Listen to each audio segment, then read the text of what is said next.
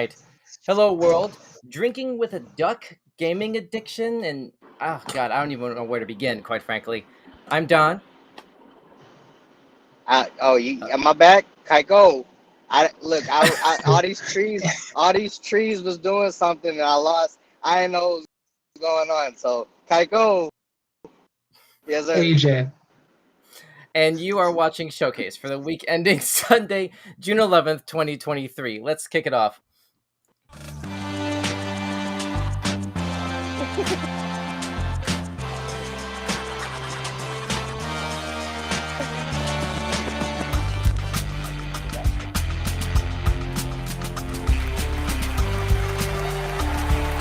All right. Welcome to Weekend Showcase. Thanks so much for tuning in. Kyko, AJ, good to see y'all again. Kyko, what are you on the road right now? What is that? Oh yeah. Uh-oh. Yeah, we Kyko, passed can you that. still hear us? We always pass that. Kyko, uh-oh. I guess he's having audio difficulty right now. Well, AJ, good to see you again. wanna We'll see circle what back he's to talking about. Kyko in a moment. Let's, I wonder AJ, can you hear me? if they hear me. Yeah, I can hear you. Okay, Oh. How are you doing? How's your weekend? Pretty good. Okay, cool. So I guess we have a bunch of weird news headlines to get to. Let's go ahead and get started here while we, wait a minute. Do we have something from Kyko? Kyko, what's going on? Uh-oh. Hello? Uh-oh. Not entirely sure what's happening here. Hang on. Yeah, I think you might have cut out. Uh-oh. Well, as long as you can still hear me, AJ, I don't know what's happening on Kyko's end right now, but let's see if we can go ahead and roll into the stories here, and hopefully things will sort of like materialize a little bit more properly as we go along. For now, though, this is weird news right here on Weekend Showcase with your live chat comments. Don't forget to hit that like button and subscription bell. If you have any weird news headlines, game stream ideas, or dad jokes to suggest, use the contact form on our Linktree page, scrolling at the bottom of the screen. And as always, if you're with us live, just drop us a line in the live chat, and we just might read it off live on air. Kyko, are you back with us now? I think so. I think I have got past all these trees. Okay. If you need to dip, if you need to dip, that's okay. Just let us know, or like shoot me a thing in the private lobby chat here, and we'll just go ahead and we'll do it. I ain't going nowhere, but I think I'll be all right. Okay. Going forward, yeah. In that case, let's go ahead and get this thing started. First topic comes to us from Daily Star. Let me go ahead and kick the background on. Here we go. First topic is from the Daily Star. Infamous beard-guzzling duck injured and rushed to the vet after a brawl with a dog. Oh my! Why the dog? Why? Listen, I can't question why a dog want to beat up a duck. I mean, let's just start with this image here. Let's just start with, I wouldn't even know really where to begin in terms of how to really make sense of what we're looking at here, just in terms of the image itself. I mean, this tells me, okay, all right, Daisy left, took the nephews with her. Donald's been falling on hard times. I don't know. That's where my brain goes, I guess. This is what he resorts to. I guess, yeah. Just finding another friend in the bottom of a glass. I don't know. The UK's infamous booze-chugging duck got into a brawl with a dog and was sadly seriously injured. Okay. Good grief. Indian runner Duck Star gained fame for waddling alongside his owner, Barry Hyman of Chumley, Devon, down to the local pubs. At some of the premises, pint-mad Star has even been granted his own stool to sit and sip his ale in peace. But the bow-tie-wearing bird got into a brawl with Barry's pet dog Maggie at their home, and he didn't come out triumphant. Ooh. That sounds tragic. Okay, I guess this is the duck's owner here. So there you go. Star survived the fight, but was left with several injuries, including a split bottom beak. Oh my god, that's horrible. 69-year-old Barry claims Pooch Maggie was sick of the duck's drunken antics and pounced when Star pushed his luck too far. Barry rushed the duck to the vet, who administered painkillers. Okay, wait a minute. So you're telling me that it's possible for a duck to get so drunk that the duck gets belligerent? Yeah. Anyone can get belligerent if you give them enough alcohol. I mean, okay. I guess I'm still just sort of wrapping my mind around this being sort of a thing with, like, you know, foul. I don't know. Foul play, yeah. Foul play. There you go. God darn it. All There right, you go. yeah, there you go, AJ. The joke was right there, and I didn't see it. But in all seriousness, no, this is not a funny weird news thing. This is a sad one. This animal does have serious injuries, and we obviously wish Star a speedy recovery here. But let's see. Okay, here we are at the bottom of the thing here. Thankfully, our Star's a tough cookie, and it looks like he came out okay. Yeah, he had to be rushed to the vets and go under anesthetic, which could go either way with ducks and other small animals. Good grief. Well, all right, at least there's a reasonably happy ending considering how this got set up. But yeah, I guess friends don't let ducks drink too much, I guess, is the takeaway. I guess I don't know what else to sort of extrapolate from this. We seem to have lost Kyko somehow. I guess he sort of like got driven into some more trees, I guess, to affect his signal reception. I guess I don't know. But AJ, any final thoughts on this before we move on? I mean, I've always thought about having a pet duck, but you know, I figured he'd be a cool buddy. We could sit down, watch TV, have a nice drink. So I mean, I guess that last part, I gotta omit that if I ever get a pet duck. Yeah, definitely. I hear that. Anyway, let's move on. Let's move on to the next topic here, which comes to us from the New York Post. Warning signs I didn't spot before finding an engorged tick on my scrotum. Oh my God! Oh my God. Okay, so for many, June is synonymous with traipsing through the forest, lying in the grass, and other idyllic outdoor pastimes.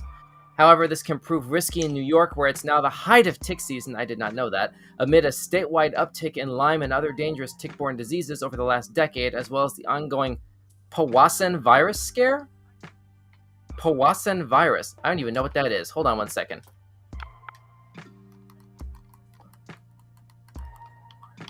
Hang on a second. Let me look at this really quickly here. Powassan virus is a flavivirus transmitted by ticks found in North America. It can cause encephalitis, an infection of the brain. Wow, did not know that. Wow. Okay, so imagine. So this person's writing. Imagine. Hang on. Oh darn it! Here it is. Imagine my shock after waking one Saturday morning in May to find a bloodsucker the size of a garbanzo bean on my groin. Wow. Let's see. Hang on. So, okay, the story goes on to talk about what to look out for during the season of the parasitic mites, which runs from spring to early summer with a resurgence in autumn. Here's a size comparison to watch for here. Hopefully there's not too many ticks in your neck of the woods, AJ. I mean, we got a lot of trees in my neighborhood, but for the most part, yeah, not too many ticks to worry about. Well, that's certainly good to read. Hear. Good to hear. Goodness. So, let's see. All right, here we are.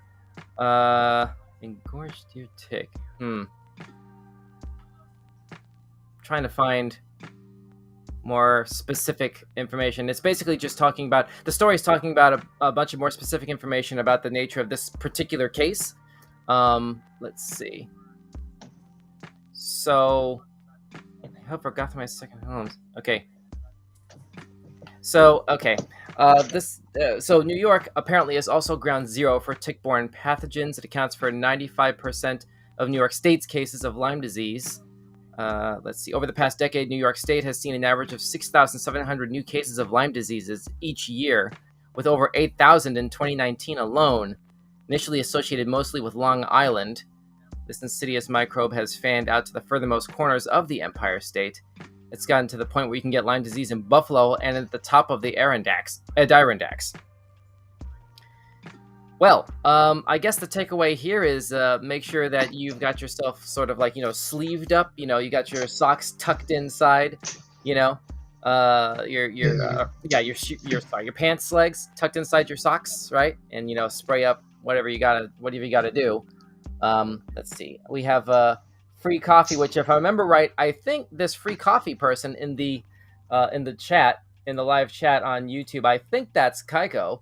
I believe this is Kyko that's visiting us in the comments feed. I guess the system just didn't really, it wasn't really that conducive to being able to participate with a camera, unfortunately. But that's okay. Good to have you back with us, Kyko. Hopefully we'll be able to see him again on this coming Friday's game stream. I'm getting a note passed to me by Control saying that the correct pronunciation is Adirondacks.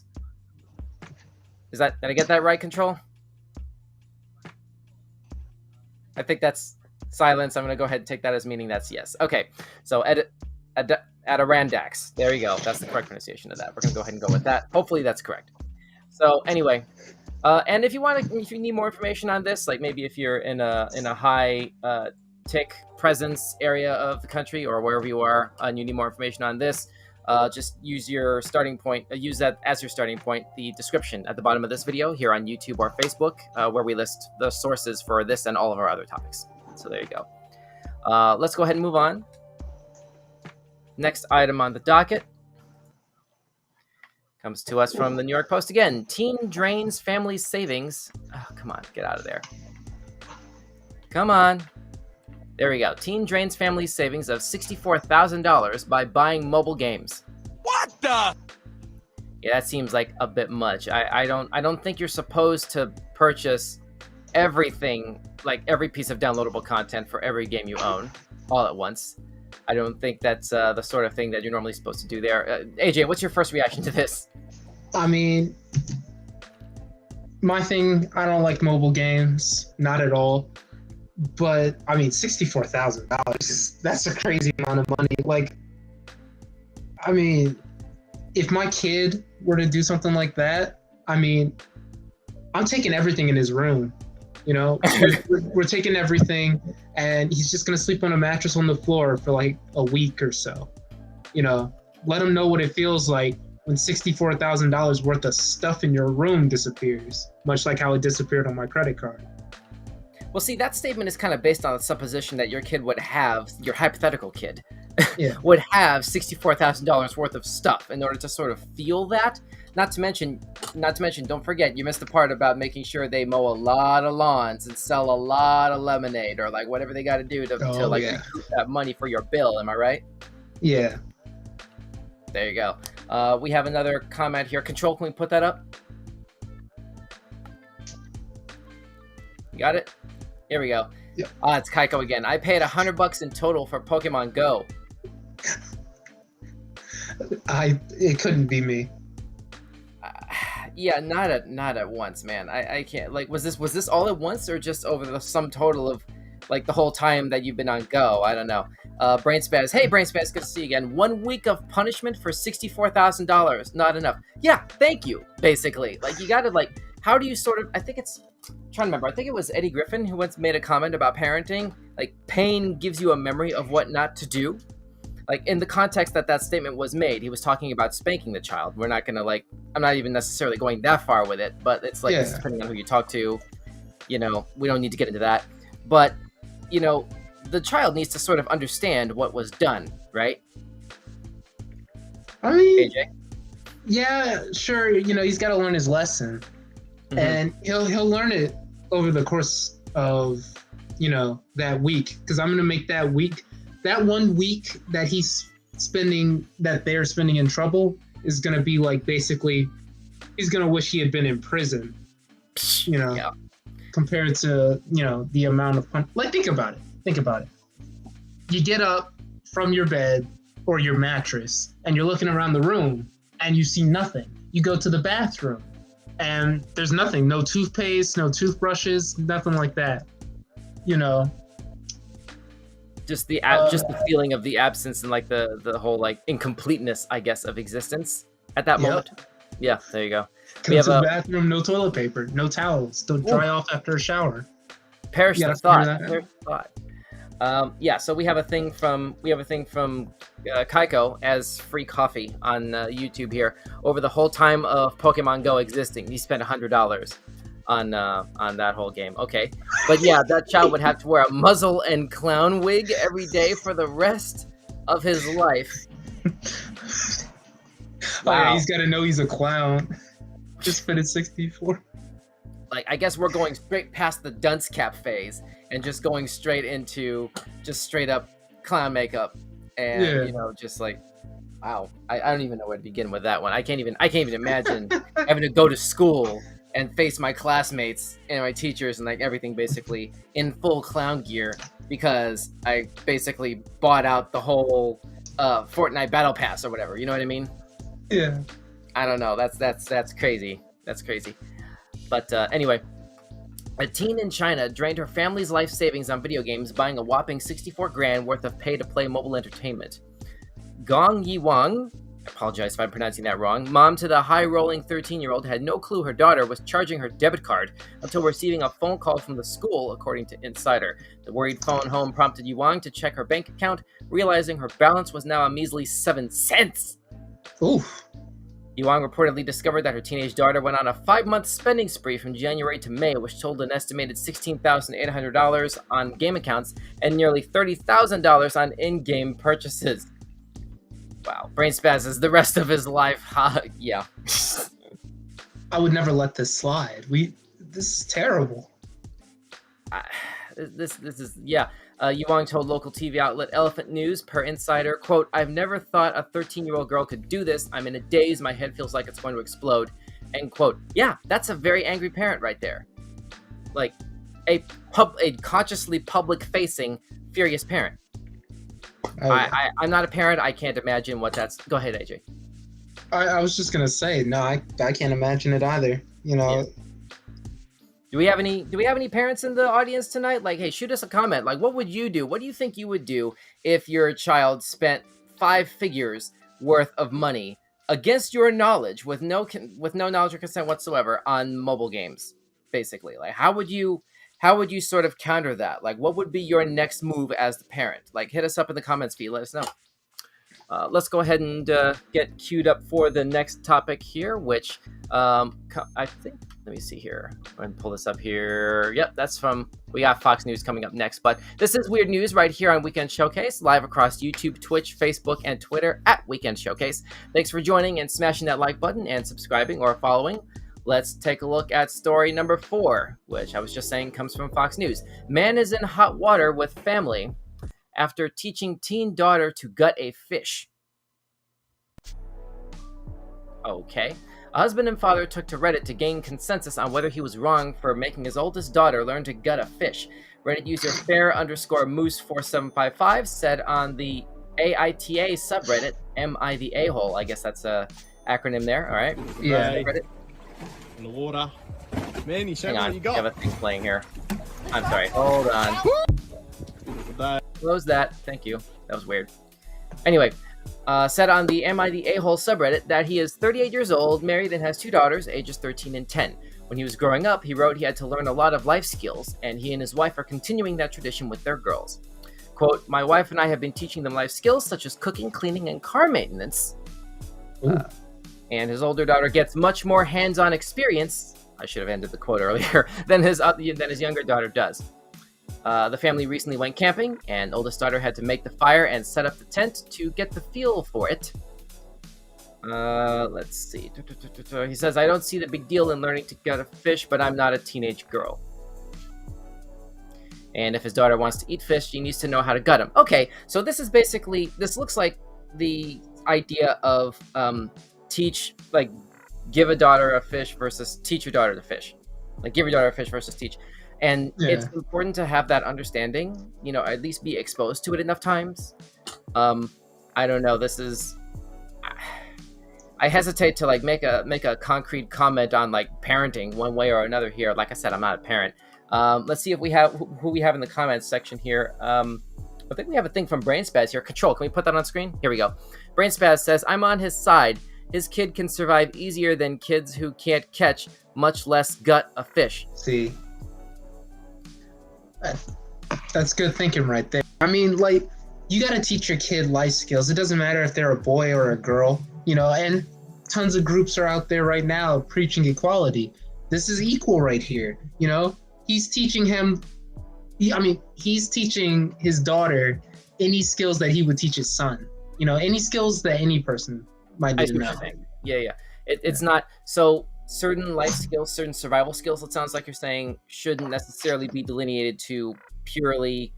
This is purely something that only males, only biological males can do. Only biological females, or like only like males in general, or only females in general should do. Like this is just something that's a human survival skill. It sounds like. Okay. So I can agree with that. Like I agree with the idea of just learning things in the interest of survival. I think we can pretty much all agree to that, wherever you sort of like stand on any sort of parental guidelines spectrum or styles, as it were. Free coffees, Kyko. Get that up on screen control, please. Do we have that? Do we have that for the other audiences? I hope so. That? Okay, here it is. Here's Kyko as free coffee saying, "We eat the guts round here." Well, enjoy your meal, ladies and gentlemen, those of you who happen to be eating dinner right now.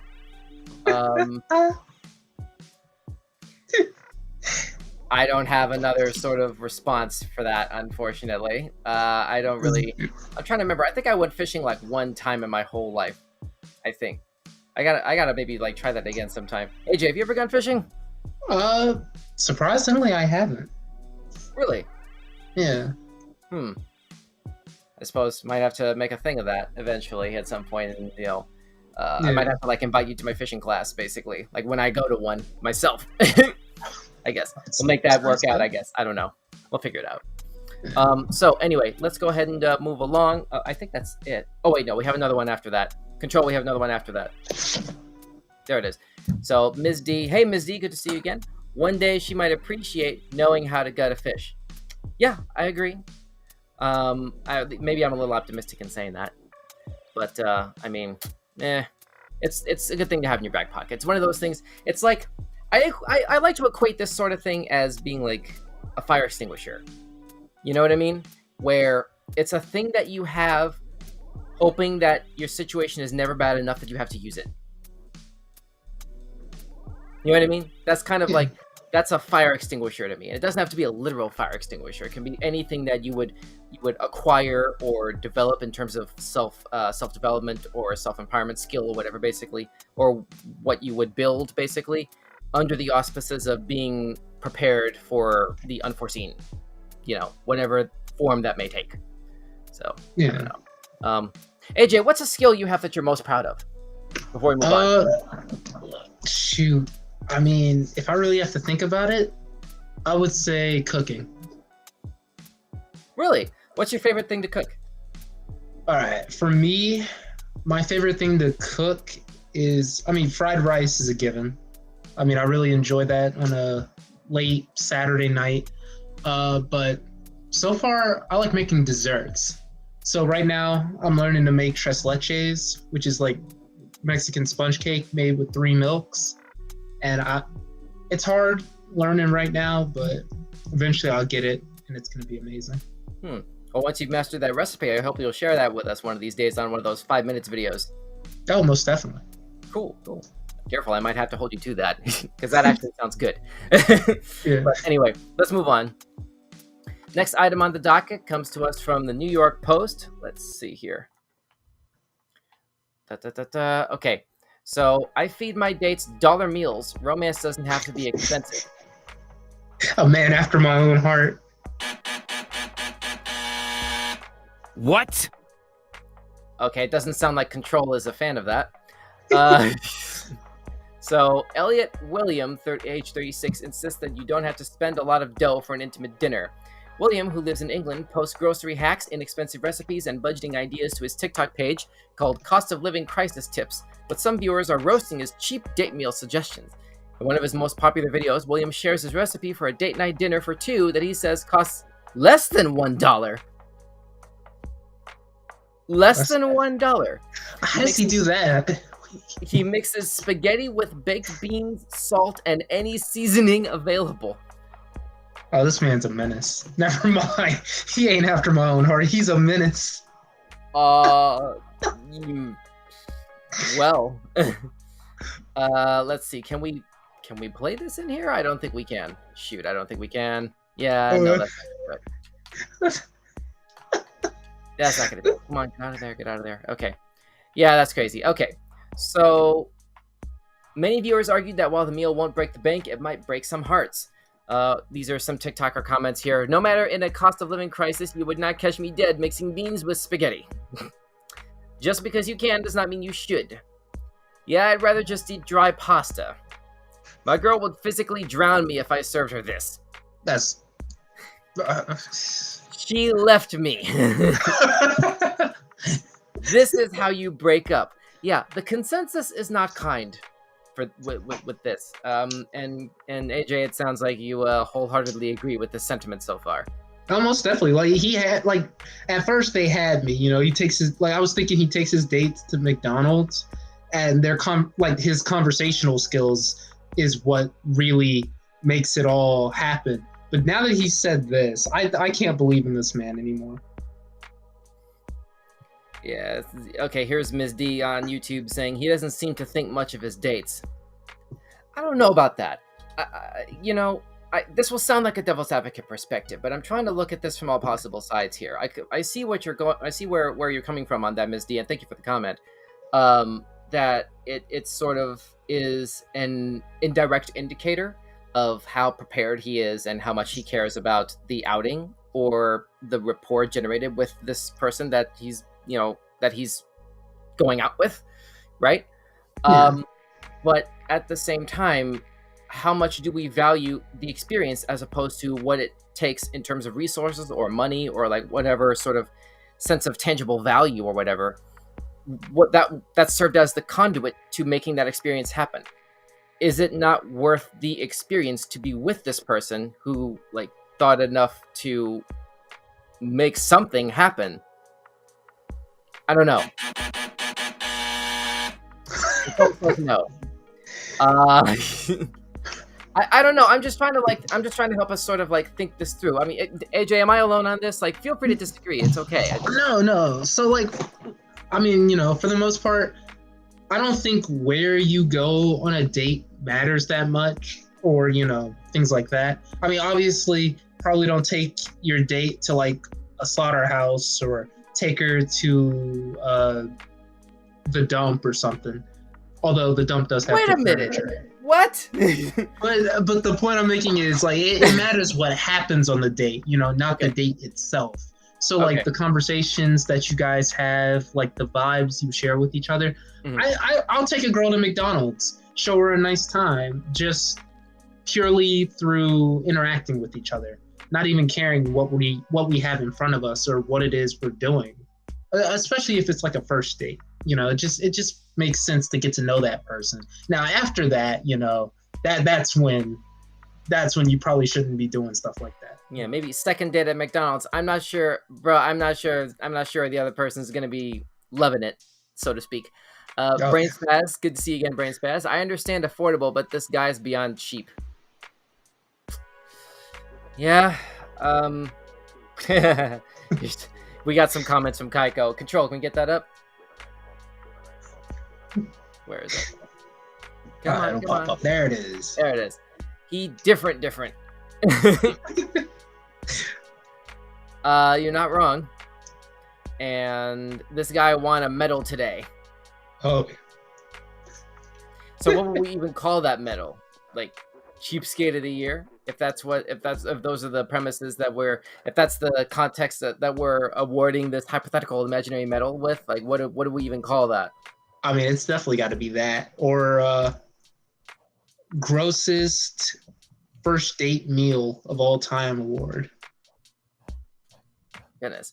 Well, at least the date wasn't to the dump. That's true. I mean, unless you can make a function, unless you can make a utility out of it, unless it's like one of those things where this is like many, like after much time has passed, like don't do this with like the first couple or something, like,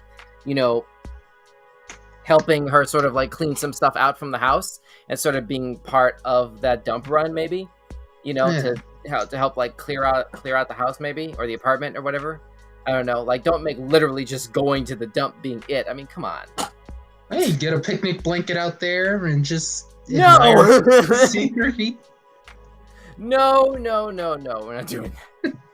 All right, let's move on. Let's move on from this. Good grief. All right, next comment. Next topic. Excuse me. Next topic comes in from UPI. Man finds 1 million pennies while cleaning out home. Okay. So, okay, for the audio podcast audience, this looks like a bunch of like sacks full of literal money that you would see in cartoons, basically, but without the dollar sign painted on one side. You know, that's just what this looks like to me. And you're telling me all of this is pennies. Every one of these sacks contains pennies. 10,000. This is apparently, Control is passing me a note. 1 million pennies equals $10,000. You're looking at $10,000 in literal cash right now in the form of pennies. Lift with the legs, I think, is the comment that comes to my mind from this. AJ, what's your first reaction? I mean, I won't lie to you. I would, like, if this stuff was just already there, like, when I get the house, I mean, obviously, I'm going to be a little skeptical, but, you know, I open it, I find pennies. My first thought, take it to the bank or, you know, something, you know, just make sure that the bank's, you know, it's early in the morning. So I'm like the first person in line because counting that many, you know, I'm going to anger so many people. 1, 2, 3, 4. Yeah, I don't think you're gonna make it out of that bank alive, man. I don't think. That's true. I don't know. Brain Spat says, "Lucky son of a." Yeah, we're gonna have to make sure that's. Thank you for the censorship, Brain Spats. Thank you for the censorship there, in the comment. I mean, not wrong, not unrelatable there. That's what are the sheer odds of that? Good grief. John Reyes said he was cleaning out his father-in-law's home when he made the discovery the bags of pennies were in unopened, sealed bank bags. Let's see. Reyes told Fox 11, quote, "I've actually been contacted by a few coin collectors or people who specialize in this space, and just based off of some of the questions they asked me, for example, having the lead-sealed bag or having bags from banks we don't necessarily recognize, knowing they're at least 40 years old or more, I've had quite a few collectors tell me this is something that shouldn't be sold until we know what's going on." End quote. According to the New York Post, the family determined that the coins are copper and not zinc, which the United States switched to in the 1980s. Reyes has listed the coins on OfferUp, a resale website, asking for $25,000, saying that the value is in the uniqueness. Okay, we just established that the money that was found on its face is worth a combined $10,000. He's asking for $15,000, more than twice. He's asking for more than twice what that money is actually worth, on grounds of the, I guess, uniqueness of the composition of the coins. I don't know that you can do that much markup. AJ, what do you think? I just think, this man might just be the smartest person of all time. Like, the luckiest and smartest person of all time. Okay, I mean, asking for something like that, go ahead. If he gets away with it. Say that again. I'm sorry. I was gonna say, like, if someone actually pays him $25,000 instead of like $10,000, like what it's worth, he might just be, you know, truly the luckiest man alive. Well, do we dare find out what happened next? You know, why not? Let's see. Just out of morbid curiosity.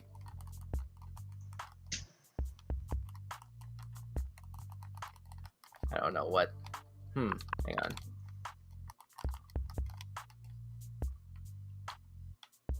No. I don't see anything on here. I think they may have. I think it may have gone away by now. 1 million pennies discovered. That's the link again from another covered from another website. But I don't see anything as far as the actual purchase website. Considering this has been covered all over the place, I'm surprised that the first page wasn't the actual purchasing place. Let me see here. It's just giving a bunch of other different things here, mostly handbags. Okay. Yeah. Here's the closest I can find here on OfferUp. Let's see. This is 11-pound bag of copper pennies pre-1983. Yeah, this is the pre-zinc stuff that we were just talking about here. So an 11-pound bag for $60. I guess there you go. So apparently this is not the only person who's been finding stuff like that and trying to market them out there on the internet. Ms. D says, maybe if the pennies are all real copper, they are worth more than 10,000. There you go. I mean, you can make the argument that copper is valuable, you know, obviously as a conductive metal, you know, that's valuable. I'm not quite sure of the applications of zinc beyond just literally the coins itself. I'm trying to remember. I think modern coins are like a combination of like zinc and nickel, more than copper, but or actually like exclusively more than copper. It's been this many years since the changeover back in '83. But anyway, this may need further research. For now, we need to move on. But if anyone's curious about doing further research on this or any of the other topics that we've been talking about tonight, you can check out the sources area at the bottom of this video on the YouTube or Facebook versions of this episode, where all of our sources are listed. So you can go ahead and use that as a starting point if you choose. For now, this is Weird News right here on Weekend Showcase, live across YouTube, Twitch, Facebook, and Twitter at Weekend Showcase. Thanks for joining and smashing that like button and subscribing or following. Let's take a look at what else we have here. Let's see. People in Japan who got used to face masks during COVID are attending smiling lessons. No way. Wow, this was published, it looks like last Monday, within the last week, last Monday, June 5, and it was published by Sky News. The subheadline says, a poll by Japan's public broadcaster NHK last month showed 55% of people were wearing masks just as often now as when government guidance was in place during the pandemic, with just 8% having stopped altogether. Okay, so I guess if you don't use it, you lose it. And I guess we never really had to sort of like be that mindful of, like, you know, reading full facial body language when half of everybody's faces were covered up for like a year and a half. I'm trying to remember, like, what was it? I'm trying to remember exactly when the pandemic was considered to be over. I don't know if you remember that information offhand, AJ. Control, feel free to look that up. I honestly don't know. Okay. Well, but anyway, given that everybody's mouths are covered up, you know, for obvious reasons, I guess it should come as less of a surprise than it does that apparently, you know, some people, I guess, need to sort of remember how to ride a bike. I guess maybe is the takeaway potentially here. Wouldn't be surprising if there's other areas around the world where like that's just what has to be done at this point. While the coverings were already common in the East Asian country pre-COVID, with many using them to combat seasonal illnesses and hay fever, their use skyrocketed when it became official government guidance to wear them during the worst of the COVID-19 outbreak. Many people wouldn't be seen in public without a mask, with the practice becoming near universal after the virus emerged more than 3 years ago, with the government having finally lifted its recommendation to wear masks in March. Himawari Yoshida was among those who realized they had rather forgotten how to go about life without them. I hope I'm pronouncing that right. Let's see. The 20-year-old says, quote, I hadn't used my facial muscles much during COVID, end quote. He has now hired the services of a smile instructor, saying it's good exercise and will help her prepare to enter Japan's job market. Ms. Yoshida and her classmates, mostly young people, are being taught by Kyko Kawano, who in one exercise has them hold up mirrors to their faces, stretching the sides of their mouths with their fingers. Control is passing me a note. Behind the scenes, as of May, the WHO still considers COVID a pandemic. May 23, this May? Wow. Okay. Oof. Wow. Well, I guess well, here in America, obviously we have like officially speaking, the guidance has been that masks are no longer mandatory to a significant degree, it would seem. Apparently anyway. But I just want to go ahead and like sort of reiterate this thing that we have listed in the description on this video. You know, take everything you see and hear on this show in terms of what can be extrapolated as medical advice as not medical advice. Be very careful what you hear and see on the internet. You know, consult your physician for more accurate information about, you know, how to be safe. But yeah, this is I don't know what else to sort of take away from this other than, wow, it's bizarre that it was like so like that it's possible to just forget how to smile, You know, I understand Yeah. the context of how this happened, but I'm just wrapping my mind around like this was a thing that happened. I guess AJ. I mean, from what I can gather, like, okay, yeah, here in America, I guess we don't really consider COVID to really be a pandemic anymore. I mean, you walk outside with a mask on your face, everyone's gonna look at you like you're a cornball. But Except for right now, when we have a bunch of like smoke coming down from the tragic wildfires in Canada that are just making absolute mincemeat of the air in New York State right now. You know, yeah, I'm sure like everybody watching this has undoubtedly seen the news over the last several days. All that insanity.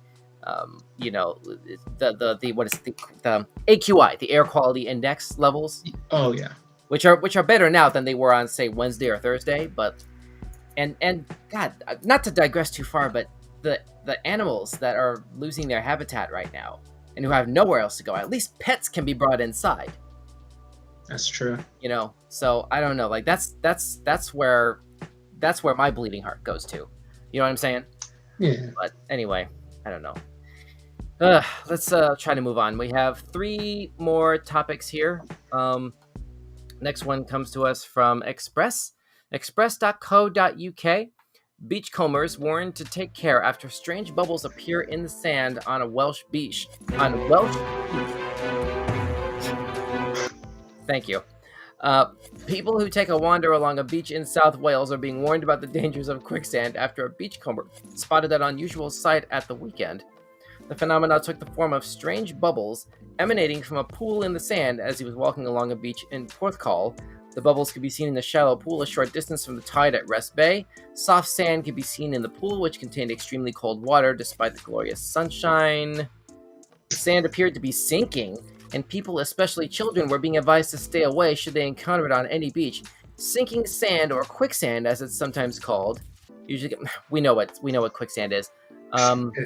Let's see. I guess there it is.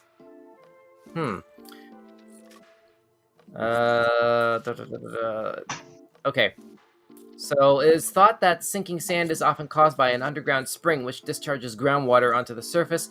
Water moves at different rates through the ground, depending on its flow and the permeability of the geological layers. And then it's going into some science talk about how springs occur. That's basically about it, it seems. So, okay, quicksand at the beach, I guess, is the takeaway here. AJ, your reaction? I mean,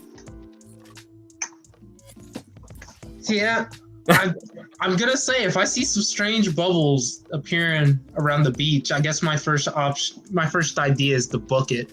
You know, probably don't stick around. Yeah. But I don't know. Yeah, it's kind of weird. I won't lie. I don't even think it would occur to me to even like do a closer inspection on the grounds that, like, you know, wait, am I seeing this right, or is there some sort of like climate change sort of is the sand reacting to climate change? Why is it bubbling like, you know, like grits in a pot on your grandma's stovetop? You know what I'm saying? Yeah. Like, this is totally unnatural and weird to have that happening like that, but there you go. Do we have anything? Yep. There you go. Okay. Sorry about that. A little distracted right there. Yeah, so I'm with you on that, AJ. That's just, it's creepy. That's like something out of a horror movie almost, basically. Which is saying something, because like not a lot of horror movies outside of like Jaws, obviously being the most iconic one. Not a lot of horror movies, to my immediate recollection, take place at the beach. I'm trying to think. Like there have been some. You know, I know recently we had what was it? Old, I think was the M. Night Shyamalan thing. Yeah. Yeah. What was it? Shutter Island, I think, was one from some years ago. Yeah. Oh, a lot of those are cabins, though. Dang. I was gonna say a bunch of the Jason movies. Yeah, I'm not sure about that one. Those of you watching along or listening along, are you aware of any beach-based movies that are in the horror genre that we're not able to think of right now, other than Jaws or the other two that I mentioned here? Feel free to drop us a comment and let us know, because I may be wrong. There could be more, and it's just not coming to me right now. But anyway, let's go ahead and move on, because the meter is running, and we have a couple more things to get to before the top of the hour. Let's see. Next one comes to us from Yahoo News. U.S. lawyer sorry after ChatGPT creates bogus cases. This doesn't surprise me. This doesn't surprise me very much. What happened when a U.S. lawyer used ChatGPT to prepare a court filing? The artificial intelligence program invented fake cases and rulings, leaving the attorney rather red-faced. New York-based lawyer Stephen Schwartz apologized to a judge this week for submitting a brief full of falsehoods generated by the OpenAI chatbot. Schwartz wrote in a court filing, quote, "I simply had no idea that ChatGPT was capable of fabricating entire case citations or judicial opinions, especially in a manner that appeared authentic," end quote. The blunder occurred in the civil case being heard by Manhattan Federal Court involving a man who is suing the Colombian airline Avianca. Roberto Mata claims he was injured when a metal serving plate hit his leg during a flight in August 2019 from El Salvador to New York. After the airline's lawyers asked the court to dismiss the case, Schwartz filed a response that claimed to cite more than a half dozen decisions to support why the litigation should proceed. Okay, so this is straight up the plaintiff's side. This isn't an overworked, underpaid defense attorney that we're talking about having done this here. This is a prosecutor. Wow. They included Peterson v. Iran Air, Varghese v. China Southern Airlines, and Shaboon v. Egypt Air. The Varghese case even included dated internal citations and quotes. There was one major problem, however. Neither Avianca's attorneys nor the presiding judge, P. Kevin Castell, could find the cases. Schwartz was forced to admit that ChatGPT had made up everything. Judge Castell wrote last month, quote, "The court is presented with an unprecedented circumstance. 6 of the submitted cases appear to be bogus judicial decisions with bogus quotes and bogus internal citations," end quote. The judge ordered Schwartz and his law partner to appear before him to face possible sanctions. Whew. You had it coming. Ouch.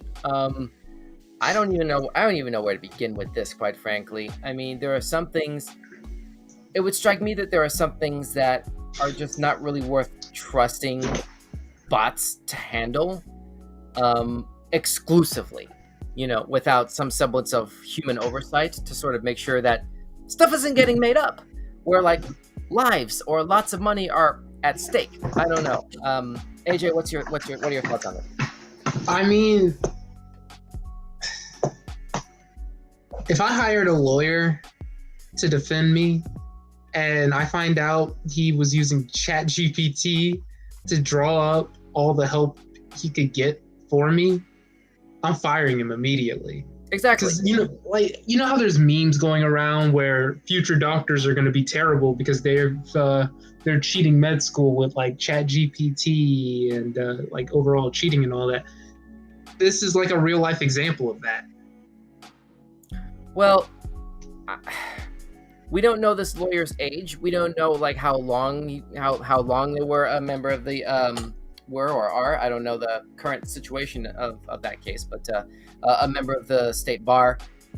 Obviously sanctions being on the table here, it's easy to see that's a very plausible outcome from something like this.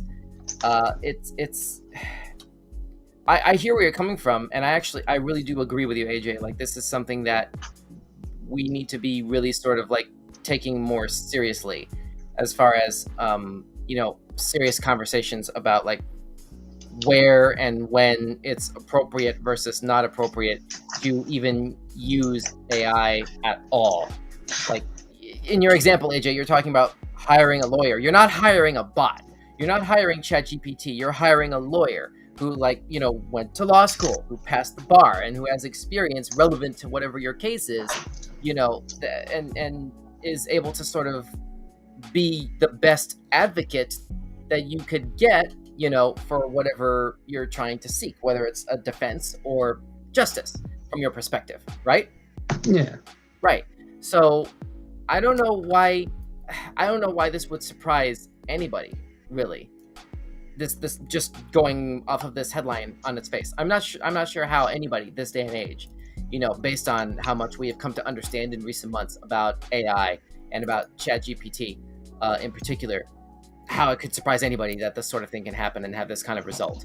We really do need to be taking AI and its risks more seriously than we do. It's which is not to say that we shouldn't use AI. We just need to make sure that we understand that the importance of having safeguards in place, and no one thing should be exclusively within certain areas. I would say law and medicine. We can go ahead and start there as like the two big areas where it should be kind of understood at a societal, cultural level. At this point, it should be automatically understood that you can't just leave AI to its own devices. I think, AJ, do you agree, or what do you think? Oh yeah, no, I definitely agree. Okay. What about you at home? What do you think? Are we sort of flying off the handle here, overthinking it, or like, would you trust an AI lawyer to represent you? I don't know. Like, drop us a comment. So this is Weird News right here on Weekend Showcase, live across YouTube, Twitch, Facebook, and Twitter at Weekend Showcase. Thanks so much for joining and smashing that like button and subscribing or following, as the case may be. We have one topic left before the end of the show, at which point we got to do Dad Joke of the Day. So here we go. Last one. A game helped Hiro's sister, age 13, hang on a second, keep siblings alive for 40 days after an Amazon plane crash. Wow. Whoa. Wow! You're telling me this thing went straight nose down. Wow. Okay. In an incredible survival story, a 13-year-old girl managed to keep her siblings alive after their plane plummeted to the ground, killing their mother and the pilot. Oh my god. For 40 days, Leslie utilized her courage and skills developed through playing a childhood game to maintain everyone's safety in one of the most inhospitable environments on the planet. Thanks to the girl's mental fortitude, Solaney, age 9, and Tien Noriel, age 4, and 10-month-old baby, Kristen, are still alive and well. Wow. On May 1st, a Cessna light aircraft crashed into the forest in Colombia, killing the kid's mom and the pilot and an indigenous leader. Let's see. On June 9, the armed forces were delighted to confirm they found the kids, and while they were unsurprisingly starving, dehydrated, and covered in insect bites, for the most part they were in reasonable health.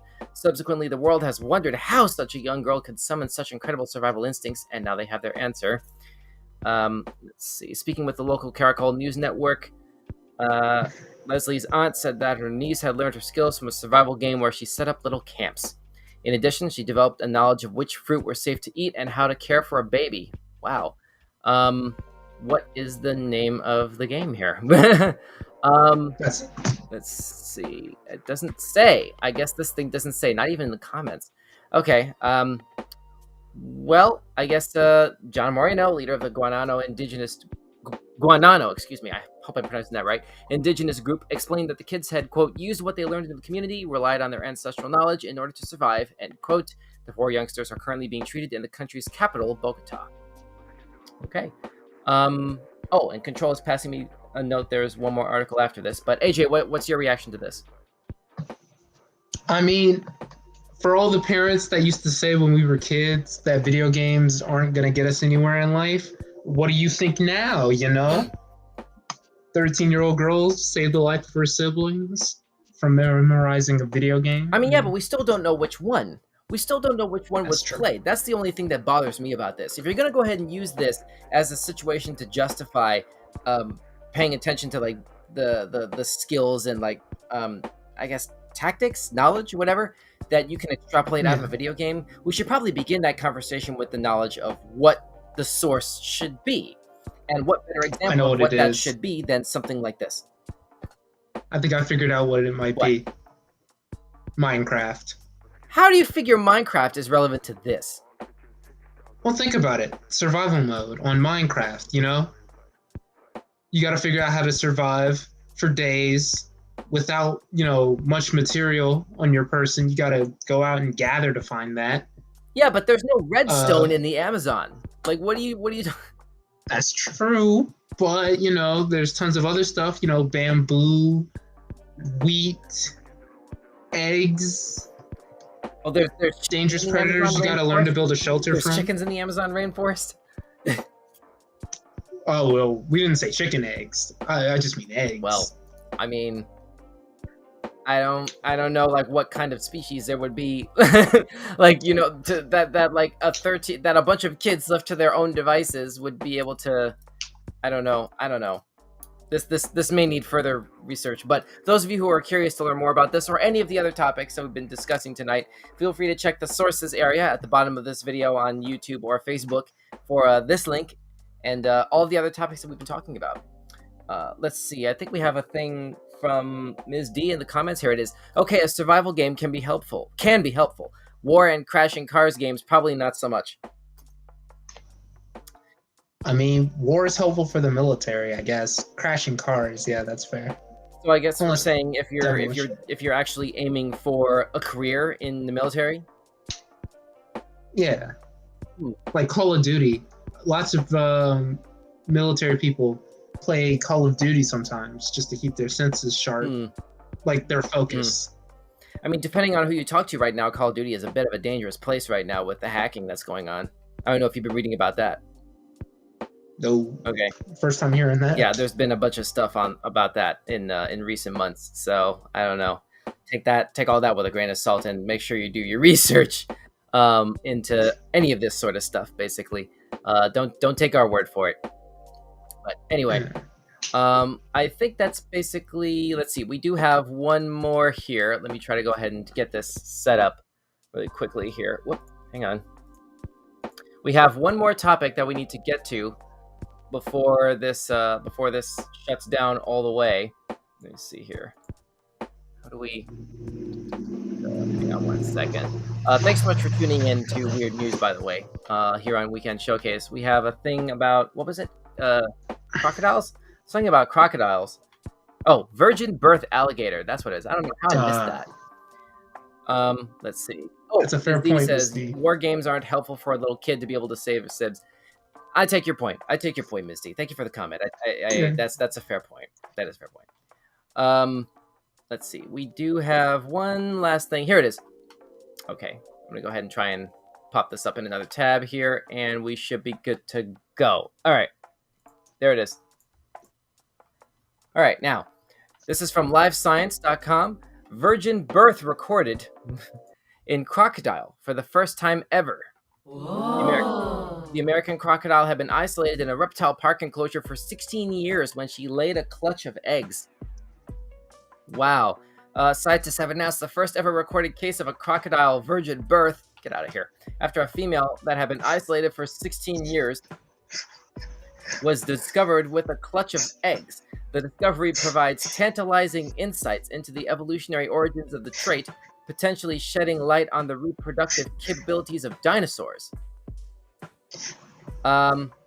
Still with me, AJ? Yeah.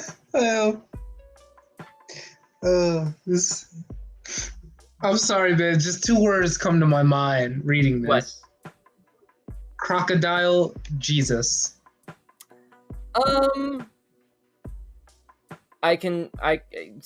Okay, in the vast Marvel multiverse, there may be a timeline where that maybe happened. You know what I'm saying? I don't know. Yeah. Brain Spaz commenting on YouTube. Hey man, what? I'm just saying, Jesus was born to the Virgin Mary. I mean, crocodile Jesus, the Virgin crocodile. Boom. The parallels are obvious. We can't go too far into the parallels there for obvious reasons. We don't talk about Right. religion on this channel, but it's like, of course, it's just a funny similarity, right? It there. is. I have to give it to you. It's pretty clear. Virgin births, also known as facultative parthenogenesis. Wow, that's a real scientific term for that. I didn't know that.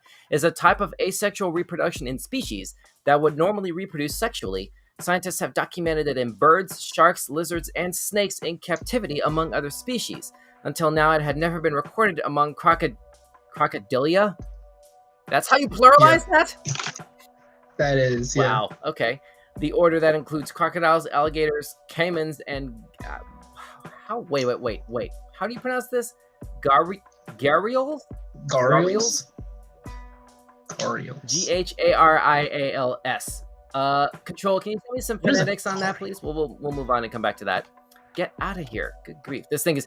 That's a Gharial? Oh, yeah. Yeah, I don't know what the deal is with that there. Oh, I don't like that. Let's see. All right, this is the last thing I'll say on this part. In a study published on Wednesday in the journal Biology Letters, researchers said 7 of the 14 eggs produced by the crocodile in Costa Rica were viable. Zoo caretakers incubated these eggs, but they didn't hatch. So after 3 months, they opened the eggs. The contents of 6 of the eggs was not discernible, but one contained a fully formed but non-viable fetus. Genetic analysis showed it was almost identical to the mother. Okay, so it's not entirely a happy ending. The baby did not survive, but I guess it passed the point of fertilization, I guess, where it was formed. It just wasn't viable. Which is, I mean, that's still incredible. It is. It's sort of pushing the boundaries, I guess. For lack of a better way to put it, of what is scientifically possible, or at the very least scientifically observable. Yeah, like a Namekian. Yeah. Say again. Like it's like this crocodile was like a Namekian. You know, like how they reproduce by like eggs that come out of their mouths. Namek, that's from Dragon Ball? Yep. Okay. I'm trying to like make sure that sounds familiar. I haven't heard that term in a minute. But okay, yeah. I didn't know that. I didn't read enough of or read any of the manga or see enough of the early anime episodes. You're telling me that the Saiyans reproduce via eggs?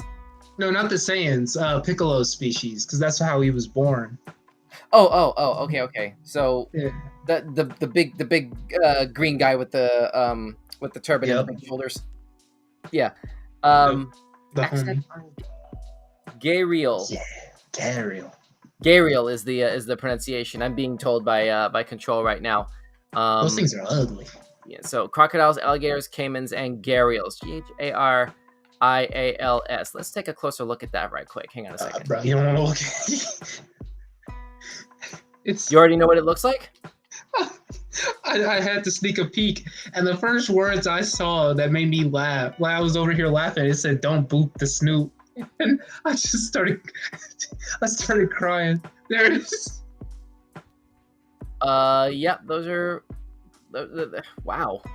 This thing looks like the kind of so okay. The teeth, the front part looks like something you would use to like pry open a door. You know what I mean? Yeah. That's crazy. I can't believe that's considered a whole separate species. The gharial, excuse me, also known as the gavial or fish-eating crocodile, is the longest of all living crocodilians. It is critically endangered. Whoa. Okay. That's serious. No wonder we haven't seen many of them, or even heard of them. And they can swim up to 15 miles an hour. That's terrifying. Yeah. Well, now we've learned something new about crocodiles, or rather the gharial species. It would seem. Okay, cool. Wow.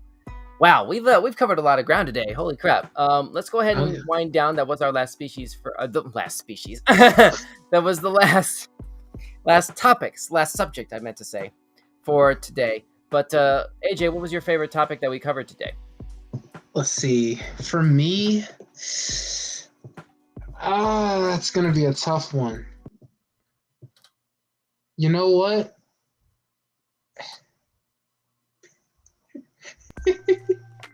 Okay, it's definitely the little girl that spent her mother's credit card money. That one's definitely it. Why do you say that? Because I'm just thinking about all the reactions I would have had as a parent myself. Wow. Something tells me you've never done remotely. Say again? Oh, like all the punishments I would have given out too? Yeah. Something tells me you've never done anything remotely along those lines of like crossing the line to have to be on the receiving end of that kind of serious punishment. No, because like for the most part, I've never like bought into like mobile games or even into Fortnite or anything. You know, I don't. No. I'm not talking about gaming in particular. I'm talking about like crossing the line with something that like your parents hold you accountable for. Yeah. But like so. Yeah, my mind is still sort of like trying to wrap around that right now myself, quite frankly. So I'm gonna say probably my favorite topic. What do I say my favorite topic is? Good grief. Probably. All I'm gonna say probably my favorite topic is gonna wind up being the gut of fish thing. I'm gonna say probably the gut of fish topic. Wait, why that? Hmm? Why that one? Well, not because the father was like sort of seeking public opinion on Reddit. Like, hey, is this appropriate to teach my daughter a hunting skill? But just that we still have parents like that who are willing to actually sort of empower their child to be better able to take care of themselves. And that's kind of a very sort of specific self-contained example, and there are sort of limits and lines to that sort of thing, but it would seem to me that especially with climate change doing what it's doing right now and with sea levels rising, it only stands to reason that we're all going to have to learn how to fish in some way at some point in time, somehow, eventually. Am I right? Oh, most definitely. I don't know. It seems like a relevant thing, that's worth considering on some level. I don't know. Maybe I'm in the minority with that. I don't know. Like those of you at home, like what do you think? Feel free to drop us a comment on that. I'm open to being proven wrong. It's rare, but it happens. It happens. And so anyway, let's go ahead and wrap this puppy up. We have dad joke of the day to get to here. Let me see if I can grab my tablet off camera. Here we go. Okay.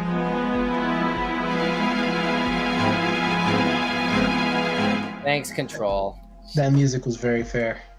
No, it wasn't. I hadn't even said what it is yet. It could have been a good one. That's prejudiced. That's jokist. I don't know about that. I don't know. That was, yeah. You're judging the joke before I've even told it. All right, here we go. Let me try and load this up here really quickly. So, dad joke of the day for the weekend, our last dad joke of the day for the week ending Sunday, June 11, 2023.